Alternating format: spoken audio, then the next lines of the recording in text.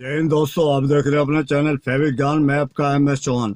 तो हमारे काफ़ी दोस्तों के, हमारे काफ़ी भाइयों के क्वेश्चन आते हैं कि उस कपड़े को या किसी भी कपड़े को ड्राई क्लीन कैसे करें, तो उसके विषय में बताइए। और सबसे बड़ी प्रॉब्लम क्या होती है कि जब तक हमें परिभाषा नहीं पता होगा कि ड्राई क्लीन क्या होता है, लॉन्ड्री क्या होता है, यानी उसको ड्राई और वेट, इसके विषय में नहीं पता होगा, तो तब तक हम उस काम को सही तरह नहीं कर सकते। तो ड्राई क्लीन का मतलब होता है सूखी धुलाई, सूखी क्लीनिंग कपड़े की। सूखी का मतलब ये नहीं कि बिल्कुल उसमें कुछ भी नहीं करना। गीला तो होता है लेकिन वो पानी और रसायनों में नहीं होता, वो उसको पेट्रोल में डिप किया जाता है, जो कि एक तरह का उसका कोई साइड इफेक्ट नहीं होता। और जो भी हमारे कपड़ों के अंदर जो कलर की जो प्रॉब्लम होती है, मान लो लूज़ कलर है, कच्चे कलर का कपड़ा है कोई, तो उसको अगर हम करते हैं तो पानी और रसायनों के साथ में करते हैं तो उसके कलर निकलने का ज़्यादा अंदेशा बना रहता है और निकलता भी ज़्यादा है। उसी तरह जब कपड़े को हम किसी भी पेट्रोलियम प्रोडक्ट में डालते हैं, MTO सॉल्वेंट, हेक्सिन, CTC, उसमें हाइड्रोकार्बन वगैरह में डालते हैं, तो उसका कलर निकलता तो है, लूज कलर होगा और निकलेगा, लेकिन बहुत कम मात्रा में निकलेगा, उसका कोई ज़्यादा साइड इफ़ेक्ट नहीं होता। कुछ कपड़ों को हम ड्राई क्लीन नहीं कर सकते। वो कौन से कपड़े होते हैं? जैसे उसमें पिगमेंट प्रिंट हो गया, उसमें स्क्रीन प्रिंटिंग होगी, या कोई भी रबड़ प्रिंटिंग वगैरह का इस टाइप का जो काम होता है, यानी सादा भाषा में किसी भी प्रिंट के कपड़े के ऊपर प्रिंट एक साइड में किया जाए और दूसरी साइड में वो प्लेन हो, ऐसे गारमेंट को हम ड्राई क्लीन यानी पेट्रोल में नहीं कर सकते। कर सकते हैं लेकिन उसका एक टाइमिंग होती है और उसको हम खाली जैसे सॉल्वेंट में आराम से डिप करके निकाल सकते हैं। बाकी मशीन में चलाने से उसका जो प्रिंट है वो डैमेज हो सकता है, डल हो सकता है और एक फेड हो सकता है। और उसी तरह जो गारमेंट श्रिंकेज होता है, यानी सुकड़ने वाले जो गारमेंट होते हैं, तो पानी के अंदर ज़्यादा श्रिंकेज होती है। और श्रिंकेज होती क्यों है कि जब हम किसी भी गारमेंट को बनाते हैं तो उसकी श्रिंकेज निकाली जाती है। श्रिंकेज निकालने का एक मेथड होता है। मेथड मतलब कॉटन का, मान लो मैं आपको बताता हूँ उदाहरण के तौर पे, कि किसी जैसे हमने 1 मीटर कपड़ा लिया, उसको हमने 1 मीटर कपड़ा लिया या जो जितना भी कपड़ा लिया उस पर निशान लगा दिया जाता है। तो उसको आफ्टर ए बिफोर, यानी हमने पहले श्रिंकेज से पहले उसको नाप लिया, उसकी लंबाई चौड़ाई नाप ली, उसके बाद उसको डिप किया। डिप करने का जो टाइम होता है कम से कम 45 मिनट का होता है। 45 मिनट उसको डिप करेंगे, उसके बाद उसको हम लैंड, इसमें 2 चीज़ें होती हैं, लैंड ड्राई और टम्बलर ड्राई, यानी जो टम्बलर के अंदर जो हीट पे सूखता है, तो हीट पे कपड़ा ज़्यादा श्रिंक होता है, जबकि लैंड ड्राई मतलब हवा में वो श्रिंकेज उसकी कम होगी। और एक कपड़े के नेचर के ऊपर डिपेंड करता है कि कौन सा कपड़ा ज़्यादा हीट में सुखड़ेगा या लैंड ड्राई में जो सुखड़ेगा तो हीट में ज़्यादा सुखड़ेगा। यानी जो श्रिंकेज मान लो हमारी 10% गई है लैंड ड्राई में, तो 15% हो सकता है वो उसमें हमारी टम्बलर ड्राई में जाएगी। उसी तरह काफ़ी कपड़े इस टाइप के होते हैं कि जैसे मान लो हमारे वुलन के लोई या वुलन के जो गारमेंट होते हैं, कोट पैंट या इस टाइप के जो काफ़ी ब्रांडेड कंपनियों के होते हैं जो, तो उसको भी क्या है कि उसमें श्रिंकेज कम होती है, क्योंकि महंगी चीज़ों के अंदर इनमें इसका जो ट्रीटमेंट है पूरी तरह किया जाता है। तो उसको क्या है कि जब हम पानी में करते हैं, पानी में करने में इसमें क्या होता है, एक तो उसकी फिनिशिंग है, उसकी जो लुक है वो डल हो जाती है, उसमें एक पिलिंग आ जाती है। पिलिंग मतलब उसमें रुएं निकलने शुरू हो जाते हैं। आपने देखा लोई वगैरह होती है जो स्टार्टिंग में जब नई होती है तो बहुत उसकी लुक होती है, किसी भी कलर की हो, वाइट हो या कोई भी कलर हो, एक तरह का बहुत स्मूथ होता है, बहुत ही एक तरह बिल्कुल कहते हैं प्रेस की तरह बिल्कुल चिकनी होती है। लेकिन जब हम उसे वॉश करते हैं, और वॉश करने के बाद भी, अच्छा एक सबसे बड़ा कन्फ्यूजन क्या है कि रंगीन कपड़ों पे सोडा कभी भी यूज़ नहीं किया जाता। रंगीन कपड़ों के ऊपर सोडा यूज़ कब किया जाता है? जब हम उस पर कोई भी हैजर्ड केमिकल, यानी हैजर्ड केमिकल से आता हमारा, वो पीएच की भाषा में बता रहा हूँ, कि जब हम कोई भी एसिड यूज़ करते हैं। एसिड यूज़ कब किया जाता है? कि कपड़े पे कोई भी इस टाइप की प्रॉब्लम हो जो एसिड से निकले। जैसे इसमें हमने नील की, यानी ब्लू नील से हमने इस पर टेस्टिंग कर दिया, तो उसे निकालने के लिए हमें इस पर जो एसिड यूज़ करना पड़ेगा। एसिड में जो सबसे सॉफ्ट एसिड होता है वो हमारा एसिड होता है ऑक्सैलिक एसिड, जिसको दाना बोलते हैं, ड्राई एसिड होता है। ये इसकी खासियत क्या है? एसिड तो है और बहुत ही कामगार है, लेकिन ये मोती, सितारे और मेटल वगैरह को ये डैमेज नहीं करता, उनको बिल्कुल सुरक्षित रखता है और हमारी जो कपड़े की प्रॉब्लम है उसको भी सोल्व कर देता है। एस्टिक एसिड आता है, एस्टिक एसिड को एसिड बोलते हैं, लेकिन उसमें एसिड वाले गुण नहीं है बहुत ही, क्योंकि हमारे खाने पीने की जो दिनचर्या हमारी जो शुरू होती है, डेली हम किसी ना किसी रूप में एस्टिक एसिड को अपने अंदर, मतलब उसको थोड़ा बहुत खाते हैं।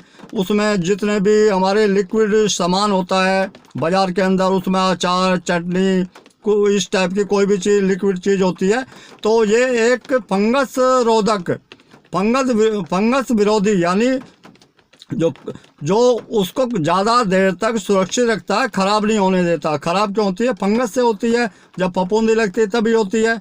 तो क्या है कि जब आप किसी कपड़े को अगर मान लो करना है, जैसे उस पर लिखा होता है वॉश केयर के ऊपर, ये वॉशिंग के दिशा निर्देश होते हैं कि इसको आपको ड्राई क्लीन करना है। ड्राई क्लीनिंग का मतलब होता है खाली तेल निकालना, तेल, ग्रीस वगैरह, चिकनाई निकालना, घी, तेल, चिकनाई निकालना, और धूल मिट्टी हल्की फुल्की, बाकी इसमें कोई स्टैंड नहीं निकलते। तो ड्राई क्लीन का कपड़ा 10 साल, 20 साल, और जहाँ तक भी आप इसको, क्योंकि एक तो पहना जाता है, सर्दियों में पहना जाता है, उसके जो पहनने की जो टाइमिंग है वो कम होती है। दूसरा, इसका जो रख रखाव सही हो, तो जो हमारे वुलन के जो कपड़े तो जो ड्राई क्लीन किए जाते हैं वो कभी भी पुराने नहीं होते, वो नए के नए बने रहते हैं। जब भी हम उसको पहनते हैं या देखते हैं, उसमें जो लुक है वो नए की लुक आती है। हैजर्ड केमिकल यूज़ करने से ही बिल्कुल वही है कि कोई गाड़ी शोरूम के अंदर खड़ी है और उस शोरूम में खड़ी है, वो उसका तो कुछ नहीं बिगड़ेगा। जब रोड के ऊपर गाड़ी निकलेगी तभी डैमेज होगी। कि जब कपड़ा जो पहनेगा या तो तब खराब होगा, या उसकी क्लीनिंग होगी तब खराब होगा, क्योंकि वहाँ पे उस पर हैजर्ड केमिकल अगर हम यूज़ करेंगे तो हमारा जो कपड़ा है वो, उसमें एक डलनेस आएगी उसके अंदर, एक उसका जो कहते हैं ना फीकापन है, पुरानापन, लेकिन उसको बचाया जा सकता है। उसके लिए हम सॉफ्ट केमिकल यूज़ करें, जैसे कि NID यूज़ करें किसी भी डिटर्जेंट की में। बाकी सर्फ वगैरह यूज़ करने के लिए जो वाइट गारमेंट पे कर सकते हैं, लेकिन जो वाइट गारमेंट पे करने में भी क्या होता है, उसमें वाइट में भी जैसे हमारा होजरी है, यानी नीट बोलते हैं इसको, उसमें भी अगर हम हैजर्ड केमिकल यूज़ करेंगे तो उसकी जो लुक है, एक तरह का रुएँ आ जाएंगे और वो रूखापन आ जाएगा उसमें, जो है ना, उसमें एक वो जो लुक है वो लुक ख़त्म हो जाएगी। वाइटनेस तो रहेगी उसमें, लेकिन कपड़े की जो कहते हैं ना एक जो स्मूथनेस है वो ख़त्म हो जाती है। तो उसी तरह केमिकल होते हैं, और केमिकल ज़रूर नहीं है कि आप बहुत हाई फाई केमिकल, बहुत ब्रांडेड केमिकल यूज़ करें।